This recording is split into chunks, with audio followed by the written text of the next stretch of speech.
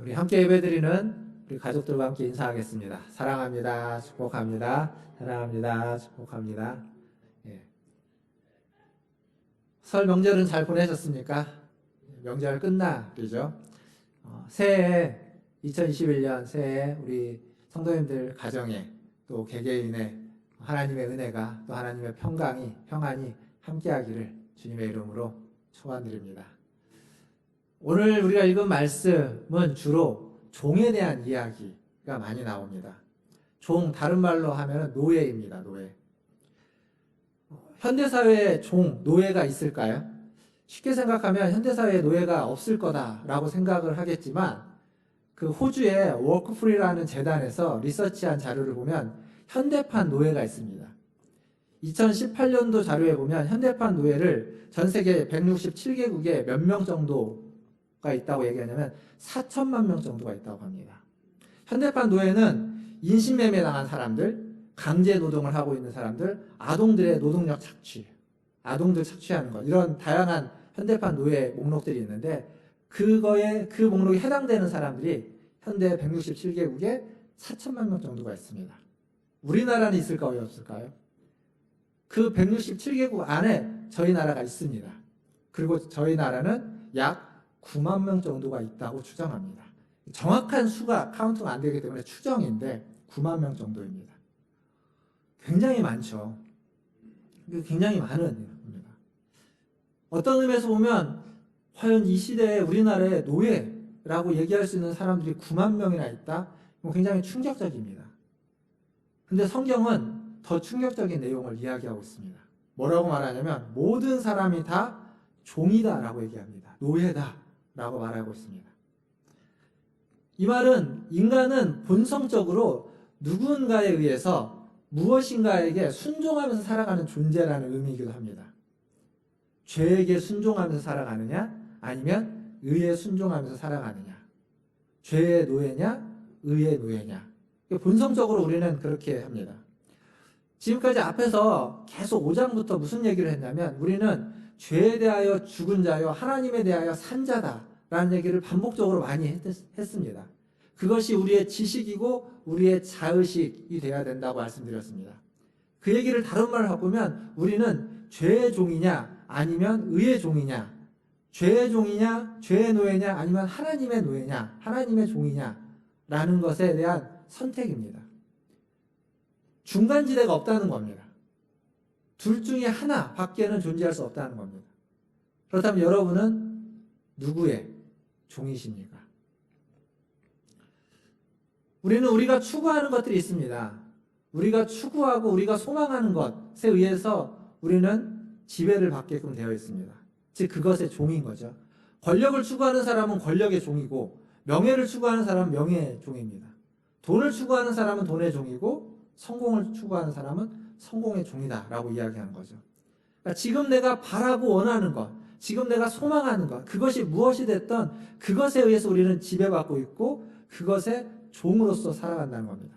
그것이 돈이든지 혹은 성공이든지 아니면 자녀의 성공이든지 혹은 그것이 우리의 건강이든지 그것을 우리가 추구하고 그것에 대해서 소망하고 바라는 것이 오로지 그거라면 그것에 의해서 우리는 지배받고 있고 그것의 종으로서 살아가고 있다는 겁니다. 지금 여러분이 추구하고 있는 것, 여러분이 바라고 있는 것, 여러분이 소망하고 있는 것, 그것은 무엇입니까?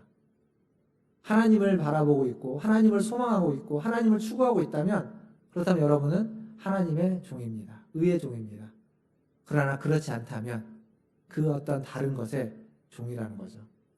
바울은 오늘 본문에서 이렇게 이야기합니다. 우리는 원래 죄의 종이었다 라고 17절에서 말해주고 있습니다. 너희가 본래 죄의 종이더니 이렇게 이야기하고 있죠. 그리고 15절에서는 법 아래 있다. 우리는 법 아래 있는 사람들이다 라고 이야기합니다. 그리고 19절에 가보면 죄의 종은 불법과 부정에 자신을 내어주어 불법에 이르게 한다 라고 말하고 있습니다.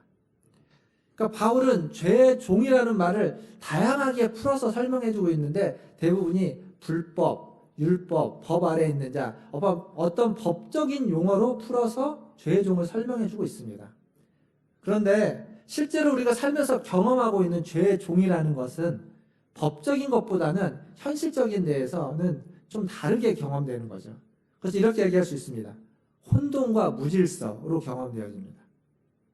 그러니까 죄는 자꾸 우리를 무질서하게 만듭니다.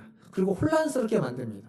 무엇이 옳고 그른 것인지 잘 알지 못하게 하고, 그래서 잘 알지 못하기 때문에 불안하게 만들어버리는 거죠. 그 불안함으로 인해서 우리의 생각과 우리의 감정이 부정적이 되고, 때로는 악한 말과 행동으로 나타나게 되는 겁니다.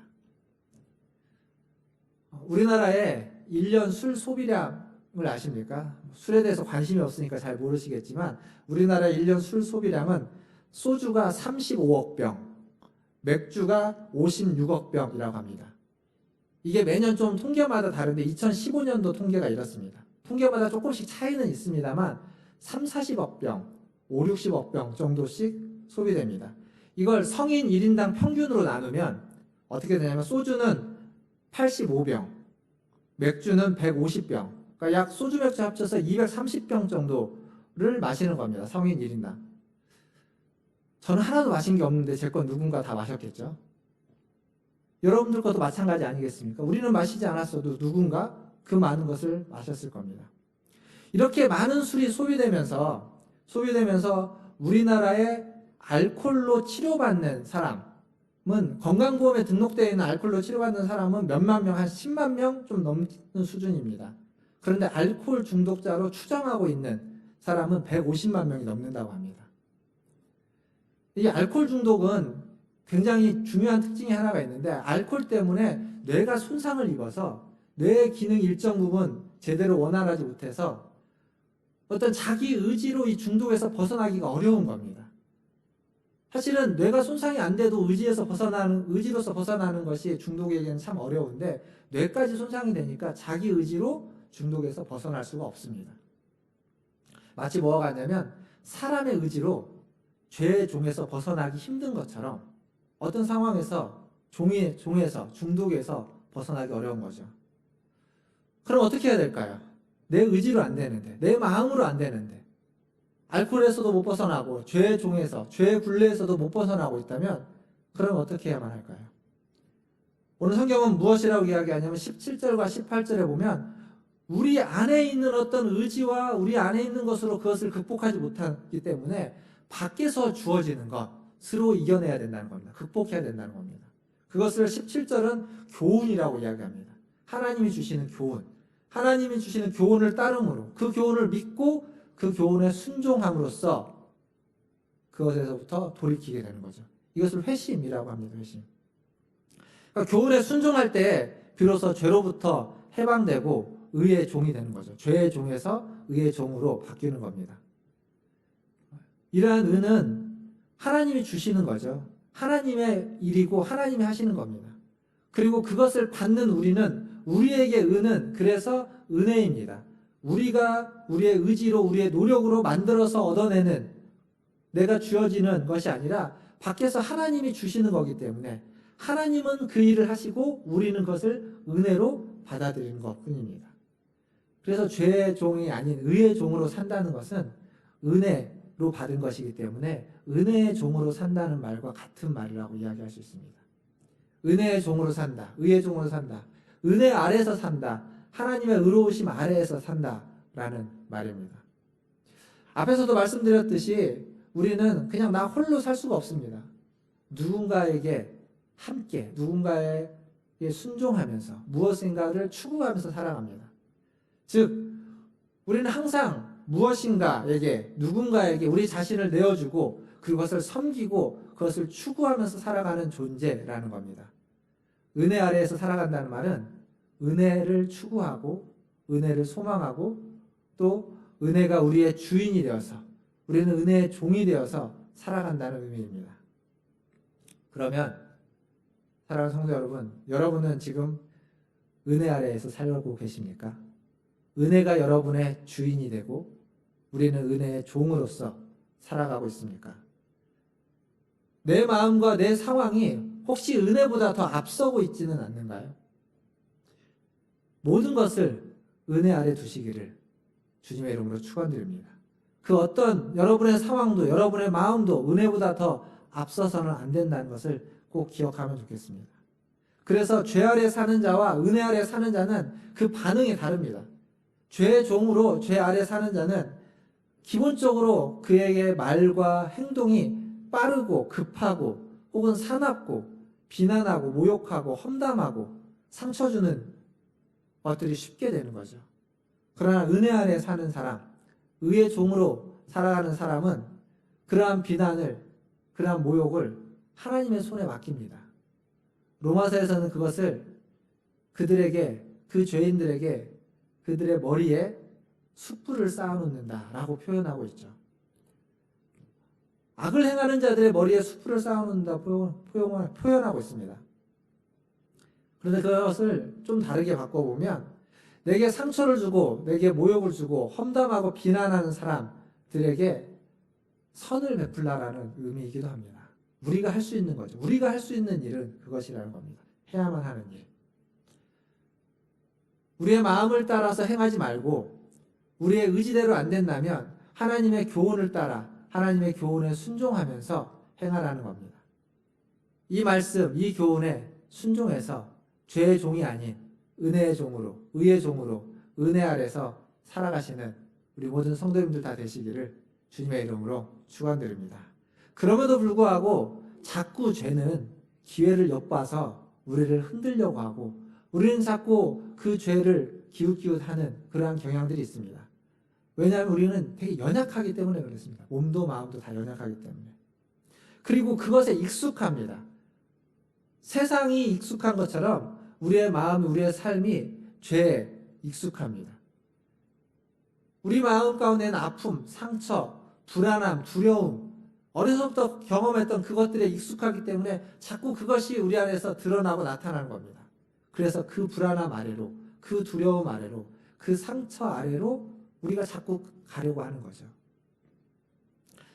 이런 모습이 성경에도 있습니다. 애굽에서 바로 왕 밑에서 노예로서 살아가던 이스라엘 민족을 하나님이 출애굽시키죠. 그들의 부르짖음을 듣고 모세를 통해서 그들 애굽에서 나오게 합니다. 10가지 재앙을 보내고 또 홍해를 건너는 경험을 하면서 그 일이 어떤 사람의 일이 아니라 사람의 힘으로 되어진 일이 아니라 하나님의 능력으로 출애굽됐다는 걸 경험시킵니다. 그리고 광야에서는 낮에는 구름 기둥으로 밤에는 불 기둥으로 그들을 보호하시고 만나와 메추라기를 통해서 그들을 먹이십니다. 하나님의 능력 가운데서 그들은 광야 생활을 시작하고 있고 누리고 있습니다. 그런데 이스라엘 백성은 우리처럼 몸과 마음이 연약했습니다. 낯선 광야의 삶이 생소했겠죠. 애굽에서 비록 노예로 종으로 살았지만 익숙한 그곳보단 그곳은 익숙했는데 광야는 생소한 곳입니다. 낯선 곳입니다. 적응이 잘 안 되는 거죠. 그리고 만족스럽지도 못합니다. 그러다 보니까 하나님의 은혜 가운데 하나님의 다스림 가운데 있는데 자꾸 옛날을 돌아보게 되는 겁니다. 애굽에서의 그 생활을 회상하게 되는 거고 그리워하는 거죠. 노예로 살았던 삶을 그리워하는 겁니다. 광야에서 먹는 만나와 메추라기보다는 노예로서 있으면서 애굽에서 먹었던 그 과일, 수박, 마늘, 부추, 고기들을 달라고 요청하는 겁니다. 심지어는 원망하는 거죠. 다시 그때로 돌아가고 싶다고. 왜 우리를 여기로 데리고 왔냐고 모세를 원망하고 하나님을 원망하는 데까지 이르는 겁니다. 연약한 모습들입니다. 성도는 죄의 통치를 받던 자가 하나님의 통치, 하나님의 다스림을 받는 자로서 옮겨간 사람입니다. 죄의 종에서 의의 종으로 옮겨왔습니다. 죄의 종에서 하나님의 종으로, 하나님의 일꾼으로서 우리는 옮겨져 왔습니다. 지금 로마서를 쓰고 있는 바울도 그렇고 지금 이 말씀을 읽고 있는 저와 여러분 우리도 다 그런 사람들입니다. 이 일은 결코 돌아갈 수 없습니다. 이스라엘이 출애굽을 하면서 홍해를 건너온 것처럼 그 홍해가 건넌 후에 다시 바다가 되어서 돌아갈 수 있는 길이 막힌 것처럼 다시 돌아갈 수 없는 겁니다. 근데 자꾸 돌아가고 싶어 합니다. 돌아가면 어떻게 될까요? 바울은 아주 단호하게 이야기합니다. 우리가 읽었던 본문 마지막 23절에 보면 죄의 삭은 사망이다. 그 죄로 다시 돌아가면 결국은 죽는다, 망하게 된다 라고 단호하게 이야기합니다. 죄에는 공짜가 없습니다. 반드시 그 대가를 치르게 되어 있습니다. 그 대가가 사망이라는 거죠. 열등감으로, 비교의식으로, 욕심으로, 불안으로, 두려움으로, 물질로 그것을 추구하고 그것의 통제를 받으면서 그것의 노예로 살아가다 보면 반드시 그 대가를 지불할 수밖에 없습니다.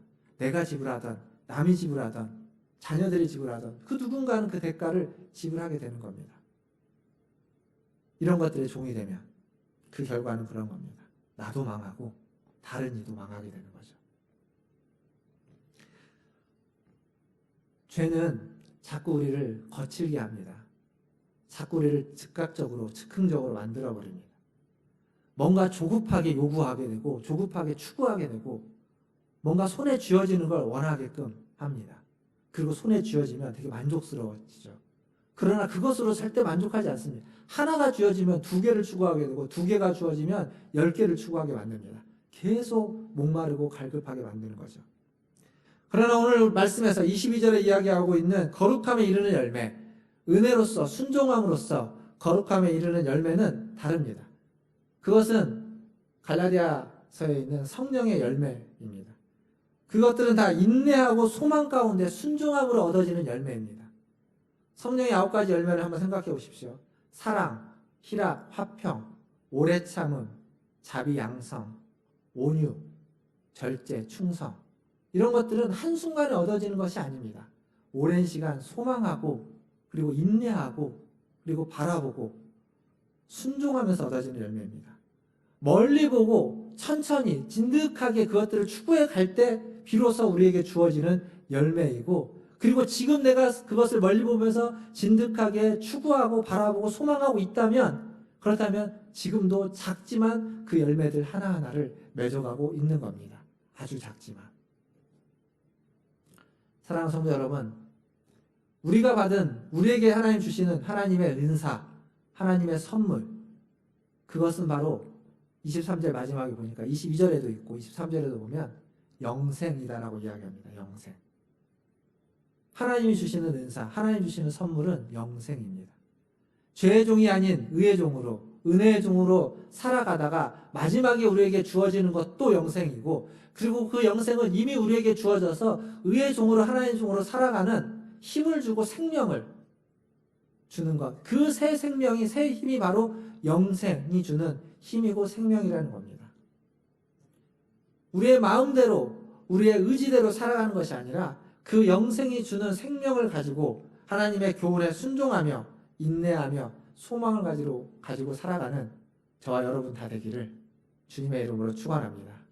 오늘 우리가 읽었던 본문 마지막에 이렇게 적혀 있죠. 죄의 삭은 사망이요, 하나님의 은사는 그리스도 예수 우리 주 안에 있는 영생이니라. 이 은혜를 누리시는 저와 여러분 되기를 바라겠습니다.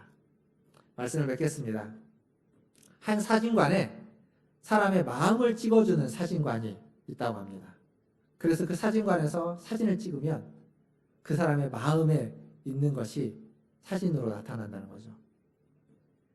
아주 멋진 한 정치가의 사진을 찍었더니 그 사진에는 돈다발이 가득한 사과 상자가 보였습니다. 한 남자의 사진을 찍었더니 그 사진은 인화하니까 한 늑대가 나타났고, 한 여자의 사진에는 한 여우가 나타날 수도 있습니다. 그런 사진관에 어떤 험악한 인상을 가진 사람이 사진을 찍었는데, 그 사람의 모습을 보면 아마 사진에는 어떤 칼이든지 총이든지 이런 무서운 것들이 나타날 줄 알았는데, 그 사진에는 환하게 웃고 있는 어린 아기와 그리고 미역다발을 사진에 나타나고 있습니다. 무슨 얘기인지 알지 않겠습니까? 그 한 사람은 지금 자신의 아이가 태어났고 그 아이를 보려고 미역을 사들고 가고 있는 거죠. 그의 마음은 그것으로 가득 차 있는 겁니다. 사랑하는 성도 여러분, 우리의 마음은, 여러분의 마음은 무엇으로 가득 차 있습니까? 죄로 가득 차 있다면 우리는 죄의 종일 것이고, 하나님으로 가득 차 있다면, 의로움으로 가득 차 있다면, 순종하기 위한 마음으로 죄와 싸우기 위한 마음으로 가득 차 있다면 그렇다면 우리는 하나님의 종입니다. 무엇에 통제를 받고 있는지 우리의 마음에 가득 차 있는 그것에 통제를 받고 있고 그것에 따라서 우리는 말하고 행동하고 표현하고 있다는 사실입니다. 그리고 그것이 진정한 우리의 주인입니다. 그것이 바로 우리의 주님이라는 이야기입니다. 죄를 주인으로 삼지 마시고 하나님을 주인으로 삼고 의를 주인으로 삼으시는 저와 여러분 되기를 바라겠습니다. 하나님의 종, 하나님의 일꾼이 되어서 우리 자신을 하나님께 드리기를 항상 힘쓰면서 살아가기를 바라겠습니다. 나 아닌 다른 사람을 더 부욕해 하고 그리고 그 다른 사람의 앞길에 걸림돌이 되는 것이 아니라 디딤돌이 되고 하나님의 은혜를, 하나님의 구원의 문을 열어주는 사람이 다 되시기를 주님의 이름으로 축원드립니다. 그것이 하나님을 기쁘시게 하는 하나님의 자녀로서의, 하나님의 일꾼으로서, 하나님의 종으로서의 삶이라는 것을 기억하시고 그렇게 살아가시는 저와 여러분 다 되기를 주님의 이름으로 축원드립니다. 기도하겠습니다.